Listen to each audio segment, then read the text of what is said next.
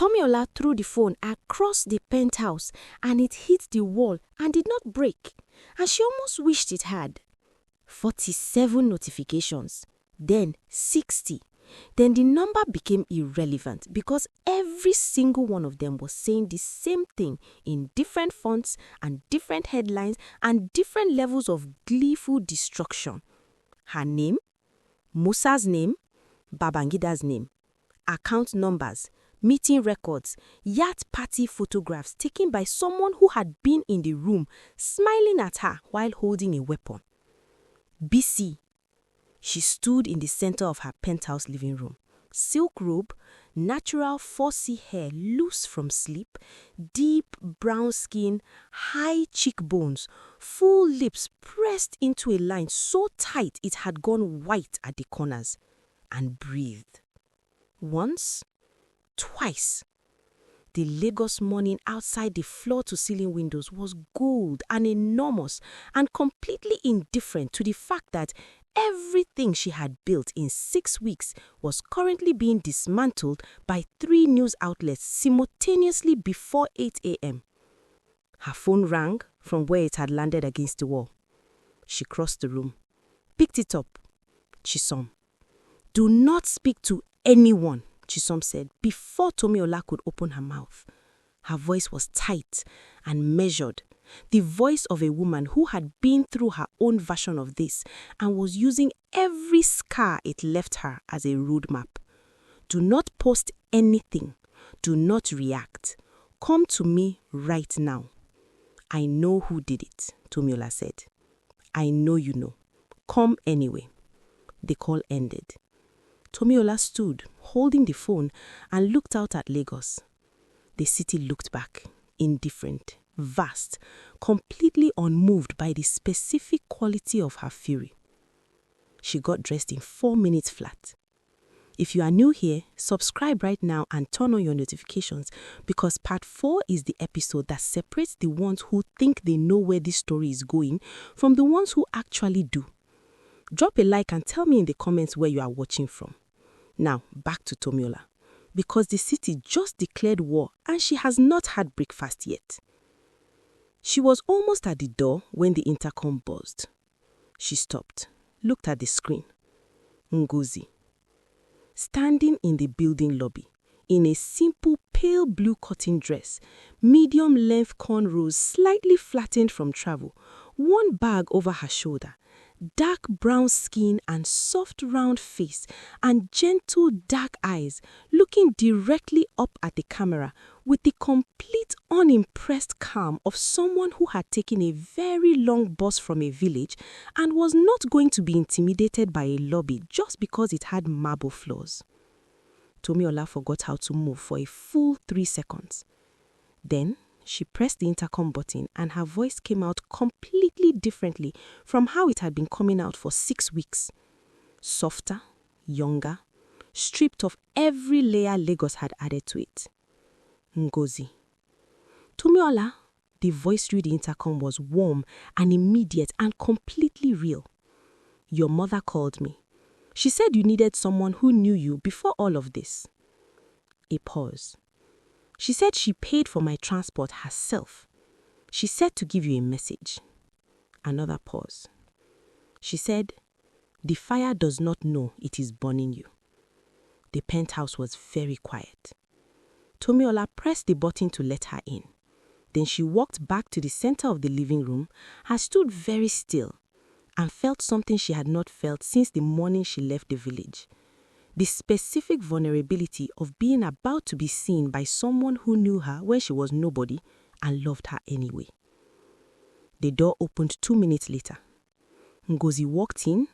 She looked around the penthouse once, the floor-to-ceiling windows, the Lagos skyline, the furniture that cost more than the village market made in a year, and then she looked at Tomiola, and her gentle dark eyes did what they had always done. What they had been doing since they were 7 years old, sharing a bench in a classroom. They went directly past the surface to the actual person. "You look tired." Tomiola put her face in her hands and wept. Not the controlled, careful looking she had permitted herself on the rooftop, properly, fully, the way she had not cried since her father died and she was 9 years old, and her mother held her under a village compound, under a different sky. Ngozi crossed the room without hesitation and put both arms around her and held on.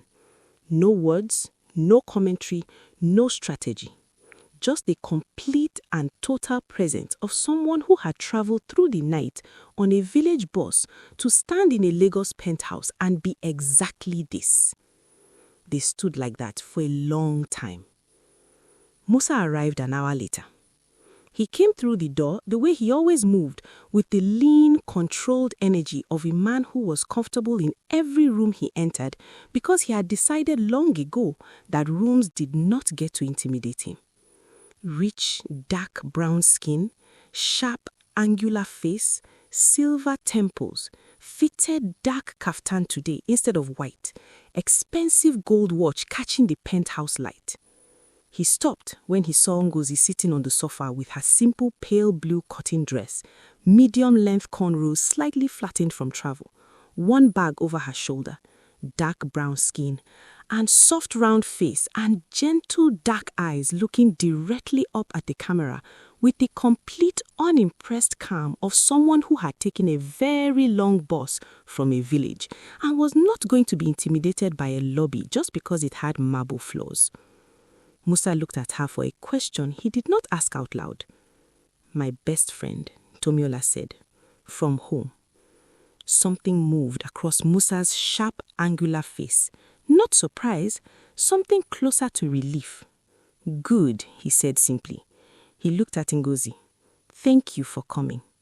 Ngozi looked at him with her gentle dark eyes doing a quiet and thorough assessment. Then she nodded once, the nod of someone reserving judgment but not withholding acknowledgement. It was the most Ngozi response possible, and Tomilola almost smiled, despite everything. Musa turned to her. "Babangida's people called me." "I know." His response? "His people called me directly, before they called you, I imagine." The conversation lasted 4 minutes. She held her gaze. "He's done." The room was quiet. Outside, Lagos continued its indifferent gold morning. Musa crossed to her, stood in front of her. His intense dark eyes were steady and completely undeflecting. "I told you on the phone I am not going anywhere. I meant it." He reached up and took her face in both his warm hands, the gesture that had become theirs, the one that started on a yacht deck and had been saying things neither of them fully named yet. She looked at him and said quietly, "You are going to make this very complicated." "It is already complicated. I am just making it worth it." From the sofa, Ngozi said without looking up from her phone, "I am still here." Tomilola laughed. A real laugh, sudden and genuine and completely uncontrolled. The kind of laugh that Lagos had not heard from her yet, because Lagos had not met this version of her. The version that existed before the city. The version that Ngozi's presence called back from wherever 6 weeks of survival had pushed it.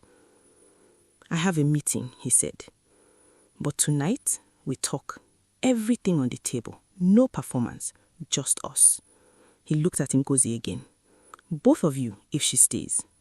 "She stays immediately," Tomilola said. He nodded, touched her jaw once with his thumb. Then he walked out. The penthouse door closed.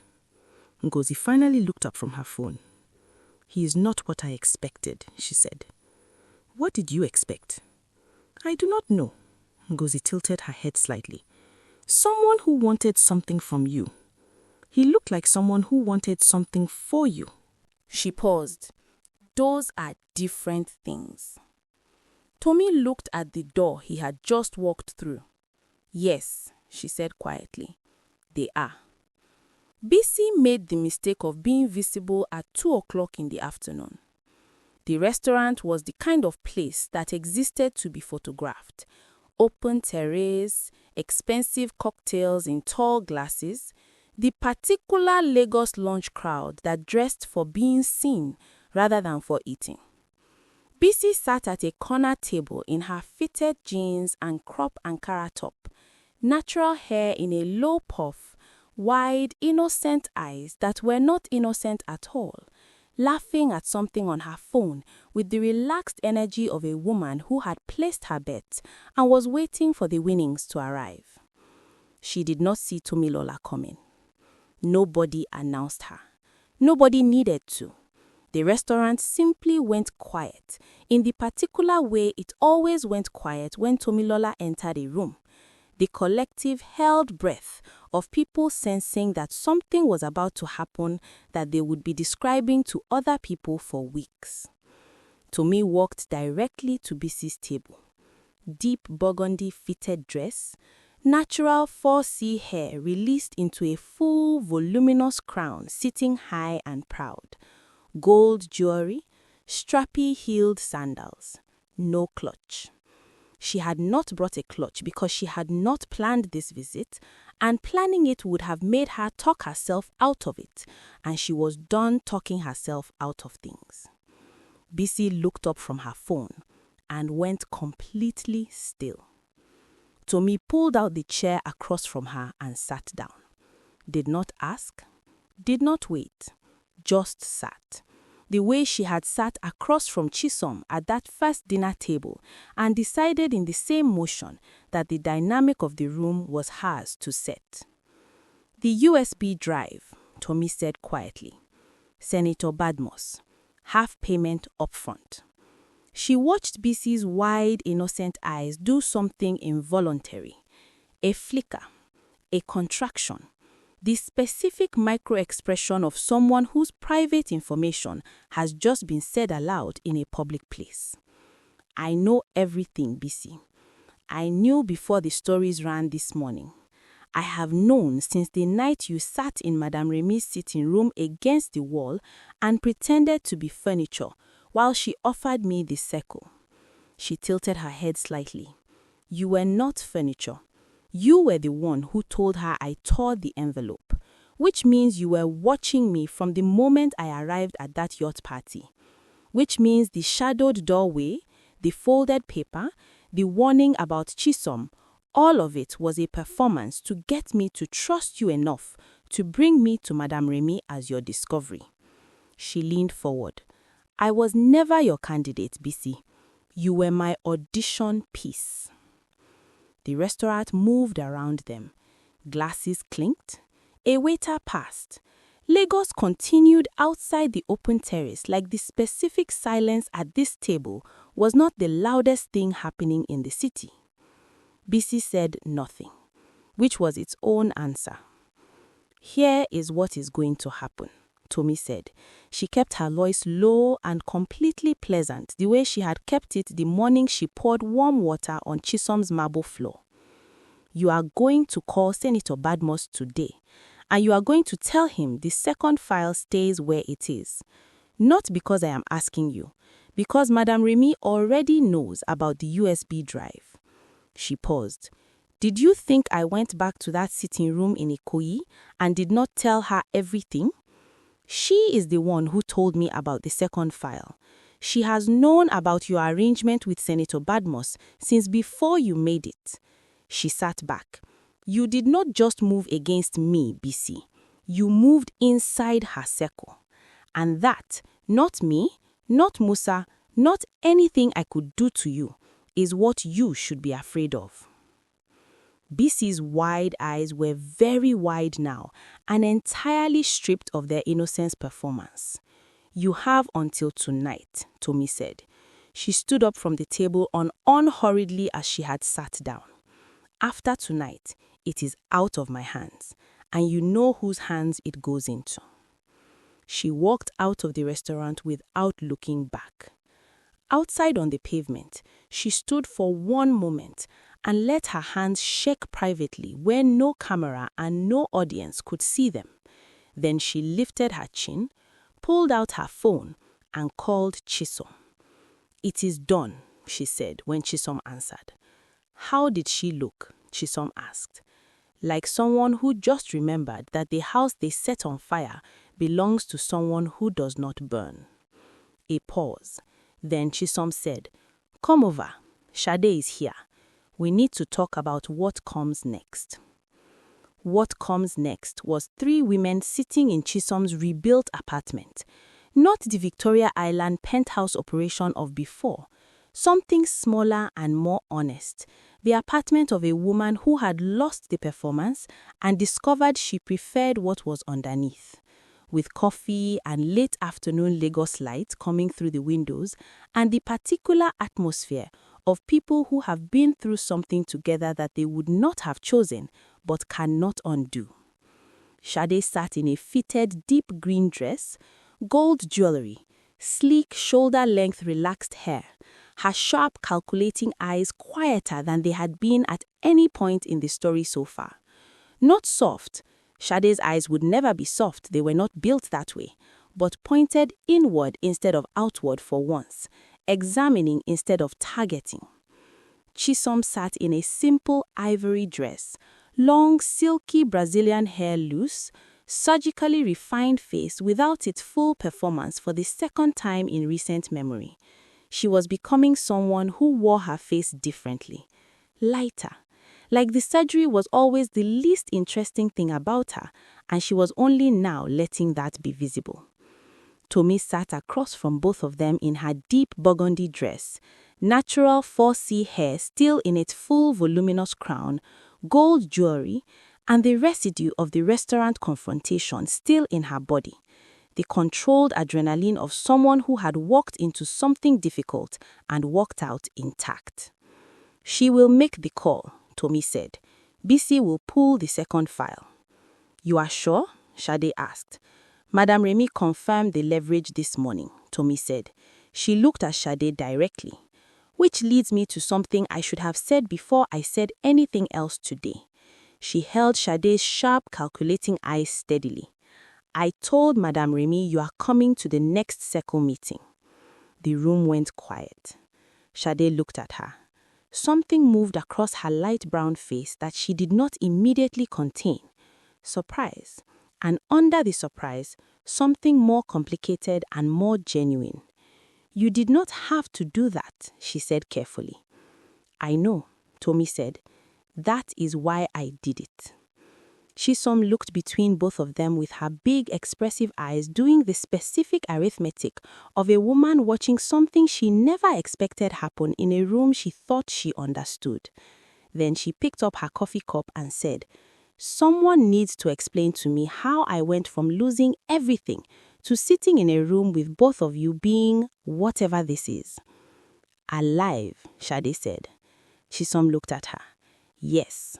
Something moved across her surgically refined face. "That is exactly what it is." That evening, Ngozi cooked in Tomi's penthouse kitchen. She had gone to a market, an actual Lagos market, navigated entirely by herself, cornrows and cotton dress and travel bag converted to shopping bag, zero intimidation, and returned with ingredients that smelled like the village, and proceeded to make something that had no place in a penthouse kitchen and belonged there completely.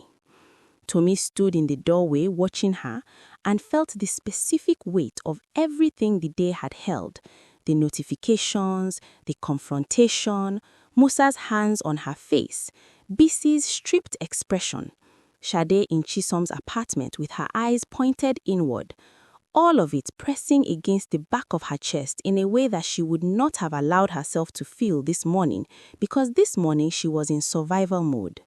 Now she was just a person, standing in a doorway, watching her best friend cook. "Ngozi, did Mama really pay for your transport herself?" "She sold 2 weeks of market stock," she said. "She did not tell me that. Mama Ejiro told me when I went to say goodbye." A pause, the spoon moving. She said, "My daughter needs her person more than I need the money." Tomi pressed her lips together, looked at the ceiling for a moment. "I'm going to visit," she said, "soon. I promised you." "I know you are," Ngozi said simply. "I'm not worried about that." "What are you worried about?" Ngozi finally turned around. Her gentle dark eyes found Tomi's face across the kitchen and did their habitual thing. went directly past everything Lagos had layered there to the actual person underneath. "I am worried," she said carefully, "that you are winning everything you came here for and losing track of whether you still want it." The kitchen was very quiet. Outside the penthouse, Lagos performed its nightly blazing. Tommy looked at her friend for a long time. Then she said, "Some days I know exactly why I came here, and it still makes sense. And some days," she stopped. "Some days?" Ngozi prompted. "Some days I think the version of me that stood in that market with the cracked mirror and decided she was made for more, I think she would look at this version and recognize her. And some days I think she would not. I do not know which one scares me more." Ngozi turned back to the stove, stirred something that smelled like home. Then she said, "That question, the fact that you are still asking it, is the most Tommy thing you have said since I arrived." Tommy looked up. "What does that mean?" "It means," Ngozi said, "that Lagos has not finished with you yet, but you have not finished with yourself either." She glanced back over her shoulder. "And that is exactly what your mother needed to know before she sold 2 weeks of market stock to send me here." The penthouse was quiet. The city blazed outside. Tommy walked into the kitchen, picked up a second spoon, and stood beside her best friend at the stove. Neither of them spoke for a while. They did not need to. And somewhere across the city, in a cool Ikoyi sitting room, Madame Remi sat with her coral beads and her warm, dangerous eyes and a phone call she had just ended, and allowed herself the smallest of satisfied smiles. The test was passed. The real work was about to begin. Subscribe right now and turn on notifications because part 5 is coming and Senator Badmus has not made his last move and Bisi does not go quietly and Musa is about to make a decision that will change everything. Drop a like if Ngozi arriving broke you. Drop a like if the restaurant scene gave you chills. And tell me in the comments, did Tommy pass the test or is she still becoming someone she cannot come back from? Most importantly, where in the world are you watching this from? Drop your city, your country, your state. Let us see how far the price of shine has traveled. See you in part 5.